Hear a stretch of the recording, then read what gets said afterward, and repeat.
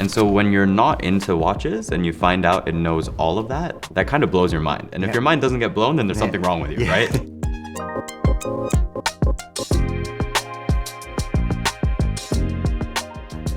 Hello, Austin. Hey, Thomas. How are you? I'm very good, thank you. How are you? I'm very well, thank you very much.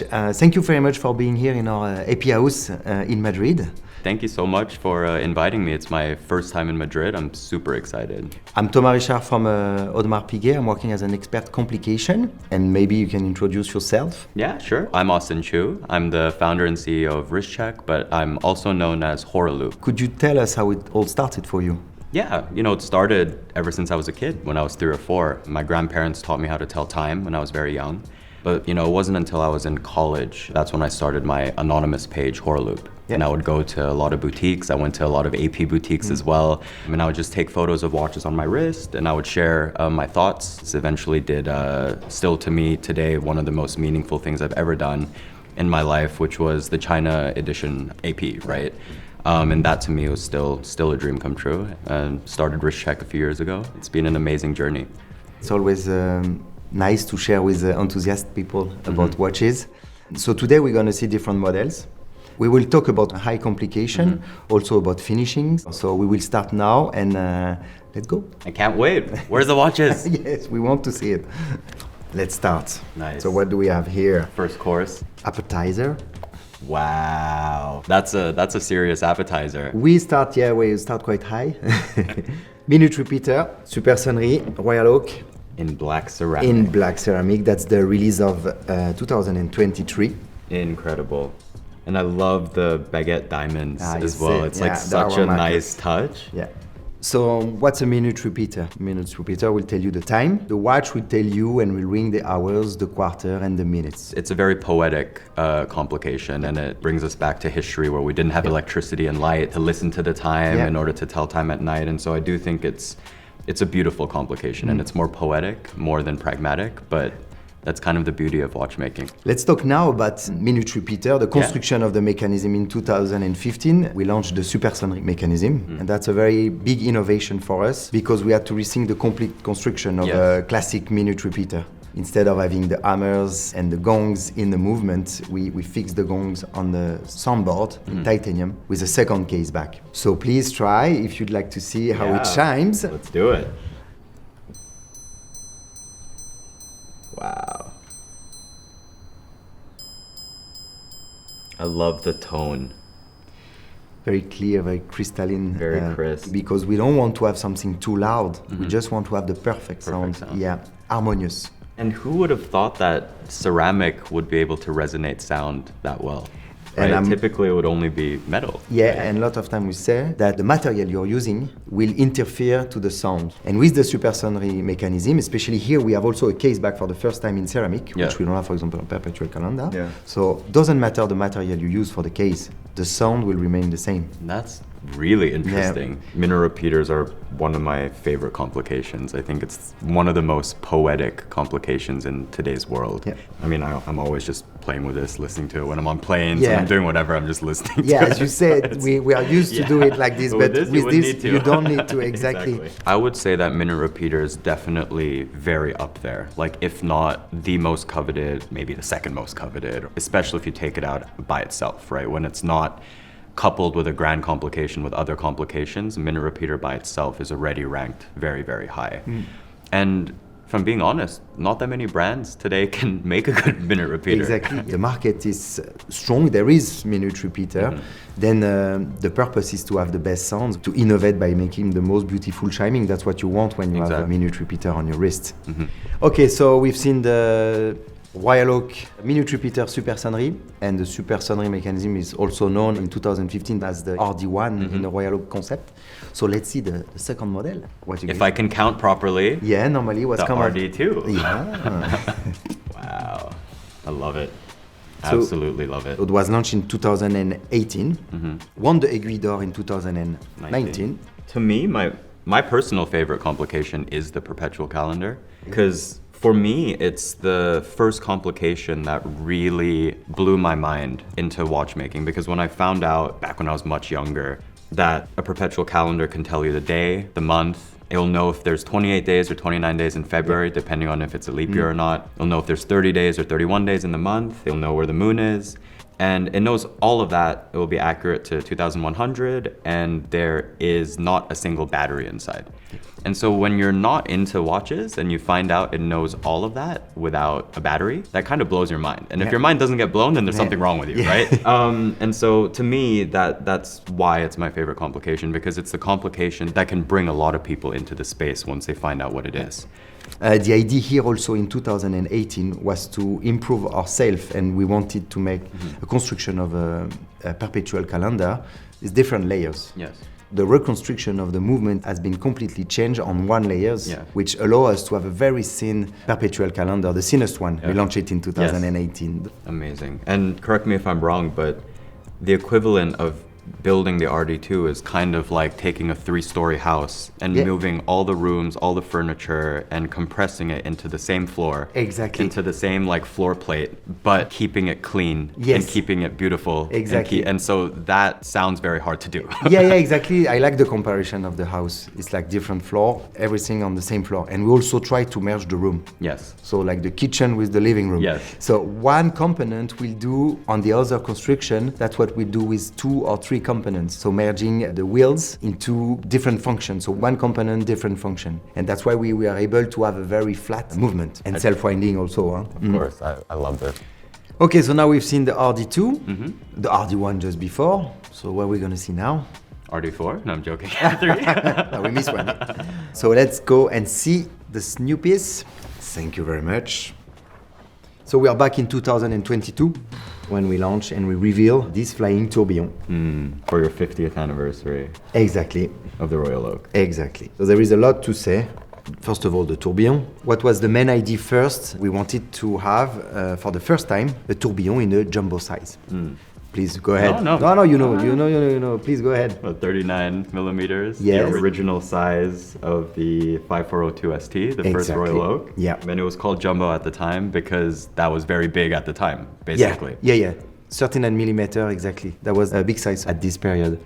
And correct me if I'm wrong, but this is the first complication that's in the exact case dimensions as the jumbo, right? It is, because the perpetual calendar was a little bit thicker. Exactly. So it had to respect the thickness as well of the jumbo. Yeah. So that was the old challenge. So again, as we've seen with the RD2, the RD1, we had to innovate and to rethink the whole construction of the flying tourbillon. Well, it's a very iconic complication patented in the very beginning of the 19th century, 1801. So the idea at that time, because they were wearing pocket watches, it was to avoid the gravity, because most of the time the watch was in only one position. Yeah.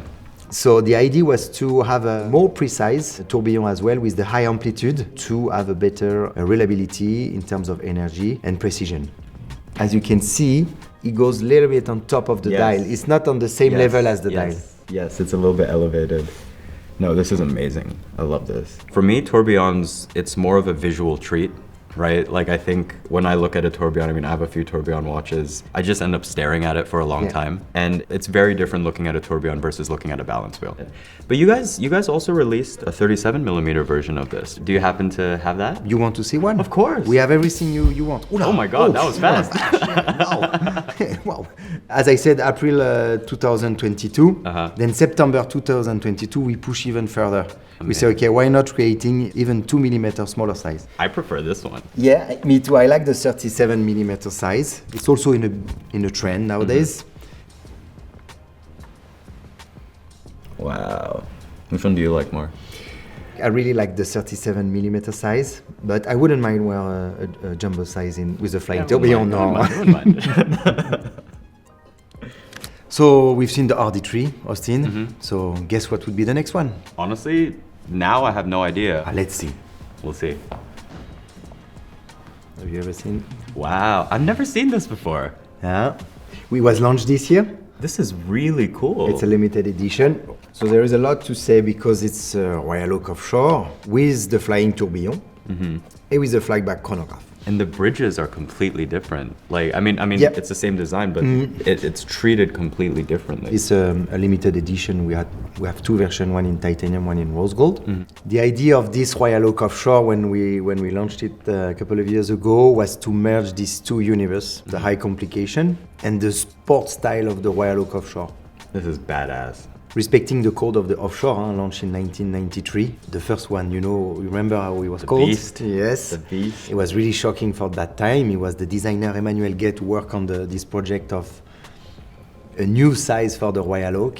We talk about the big family of complications. So we've seen the Perpetual calendar, astronomical complication, chiming complication, Tourbillon, and also now the chronograph with the flyback chronograph. So that's the idea with a very architectural dial. I love the aesthetics of the dial, super symmetrical, and it's just so modern. Yeah. Like the design. So playing with the architectural watch, which you see it's not new because you have a beautiful example on your wrist. It's really also in our DNA. So we play with the color of the bridges. It's very important because we have some details in rose gold on the outside of the watch. You also recall this finishing and these colors on the dial with the PVD treatment. And the tourbillon cage is black. Exactly. Like it's... Yeah. It has to be readable as well. We're talking about a chronograph. The main idea is to use the chronograph.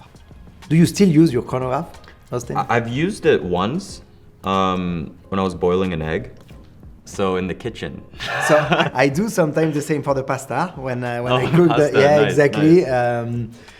You should not. We miss maybe a chime just to tell you exactly, that we're that over it's 10 done. minutes. Yeah, exactly. exactly. Yeah. So we just see the sporty watches with the tourbillon and chronograph. So let's focus again on chronograph with the next one. Thank you very much. Trying to guess which watch it is. If I tell you it was released in September in Singapore. Ah, okay, amazing. So the Royal Oak concept, split second chronograph, GMT, large date. There is a lot to say with this one. First of all, the new release of this new CFT technology. I mean, this looks like a watch out of 3024, right? Yeah, exactly. It's too much in advance. No, you're right. So please, try it on. Let's talk a little bit about the split second chronograph, flyback, self-winding. Which is very rare. It's a first also because we have the semi-peripheral oscillating weight, which we are able to see the movement right in the middle. Yeah. And I love the case as well. You guys were also the first brand to launch a watch in forged carbon ever. Exactly. 2007, in the watch right? industry, 2007, with the Alinghi model. Yeah, taking it to the next level. Exactly. It's nothing compared to the next forged carbon. It's a completely new, patented technology. So flyback chronograph, we know we've seen with the previous version with the Royal Oak Offshore. It goes back straight to zero. So when your chronograph is running, you can do a reset and it goes straight to zero and start instantly. Here we have a split second chronograph, which you can measure two different time. So you can stop one of the two hands by pushing here, as you just did. And then the other one continues. And then the other ones continue. Then you can stop both of them by pressing here. So then you have your intermediate time or second time. Yeah. You can start again. And the cool thing is that even though the split second and it stopped, you can still put it back to zero and use the flyback. Oh, the split function, it's like butter. Yeah. And don't hesitate to use the flyback even though the split second hand is stopped. That's what's amazing with this movement. You only put the two hands on top of each other before. What? It's crazy, huh? That's so cool. I remember from the videos from the Singapore launch, Yes. I think this watch also looks very different with UV light, right? Yes, exactly. We have the UV lights on the hands, our markers. Do you have? Oh. Yes, of course. Everything you ask, we have. So please try with the CFT and new carbon technology. Wow. So technically each watch is unique because Exactly. So we are creating a block of the ships of carbon fiber and we color the carbon fiber. So we can basically play with the color as well. And then we can put as well some luminova. On the case you can see the luminova. So you're right, we cannot decide where the color is going to be. So it makes each case unique. That's amazing.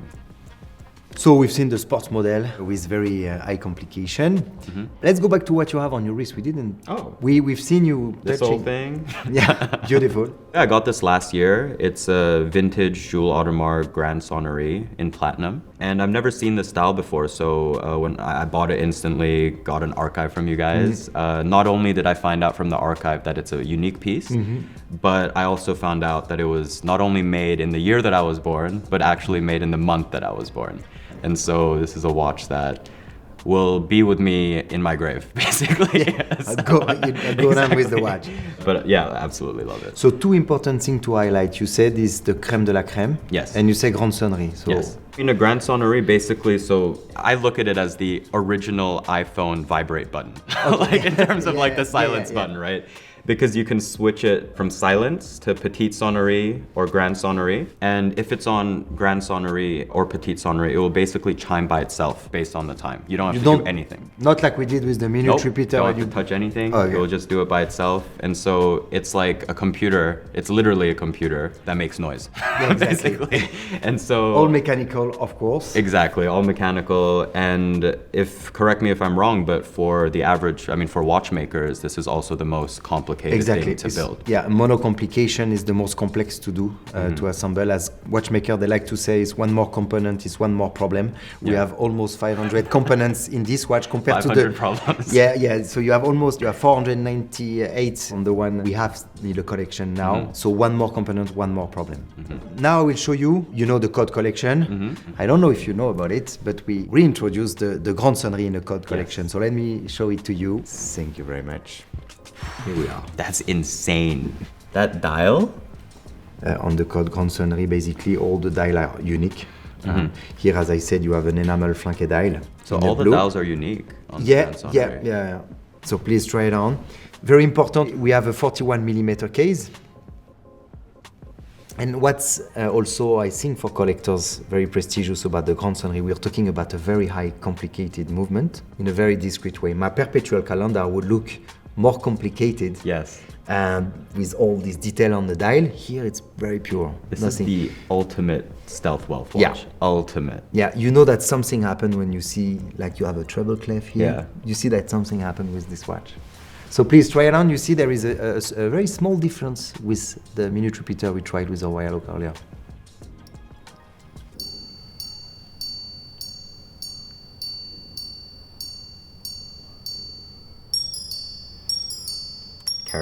Carillon. So it's a Carillon minute repeater Grande Sonnerie. Means that we have more than 2 gongs to ring the quarters. So it's good to have both on beside each other because you see the evolutions. Just before we end up, we have a little surprise for you to show you. Nice. Thank you very much. Oh wow, surprise myself. Oh, wow. You know this one. Of course, the RD4. So that's the code 1159 by Audemars Piguet, RD4 Universelle with the caliber 1000, the model who won the Aiguille d'Or in 2023. And I love how, at least on this style, it looks simple, but it is anything but simple. Exactly. Like we were talking about the Grande Sonnerie before, which has a plain dial, seems to be less complicated than my Perpetual. Yeah. We talk about the innovation, this big family of complication. So here the main objective was to keep the 42mm size, to fit the 1,140 components.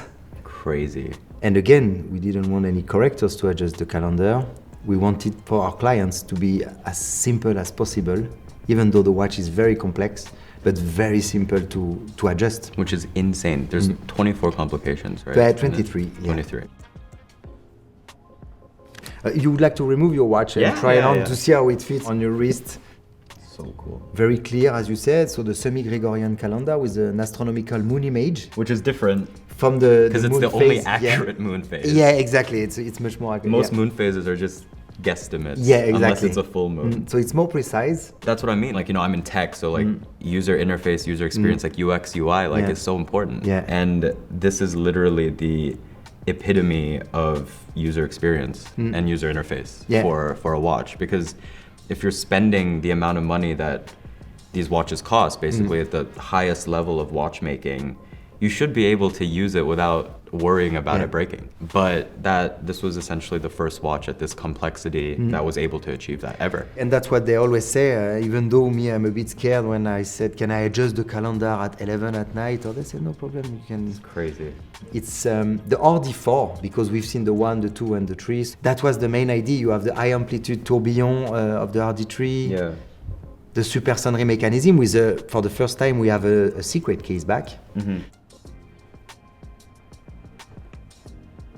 We have the soundboard, but for the first time it's not in titanium, but in the sapphire glass titanium soundboard. So you still see the whole... Yeah, exactly. And I liked, as you said, the fact, very traditional, low-key, rose gold with the eggshell dial. Yeah. No, it's beautiful.